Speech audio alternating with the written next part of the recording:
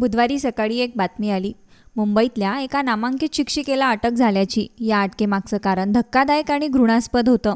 आपल्या शाळेतल्या मुलावर वर्षभर अत्याचार केल्याचा या शिक्षिकेवर आरोप आहे.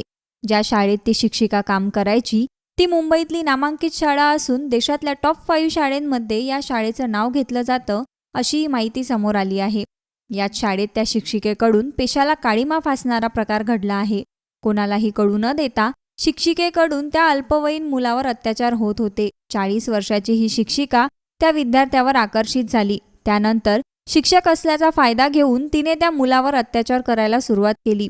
तिच्याकडून सतत होणाऱ्या अत्याचाराला विद्यार्थी त्रासला होता. त्यानं शिक्षिकेला नकारही दिला, तरीही या शिक्षिकेचा विकृत प्रकार काही थांबला नाही.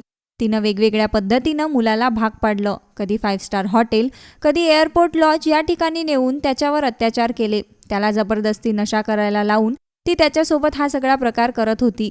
मुलाची शाळा बदलल्यानंतरही शिक्षिकेने पुन्हा त्रास देण्याचा प्रयत्न केला. पण आता ह्या विद्यार्थ्याच्या पालकांच्या तक्रारीवरून हा प्रकार वर्षभरानंतर समोर आला आहे. हे प्रकरण नक्की काय आहे, पोलिसांच्या तपासात नेमकं काय समोर आलंय, जाणून घेऊया या व्हिडिओच्या माध्यमातून.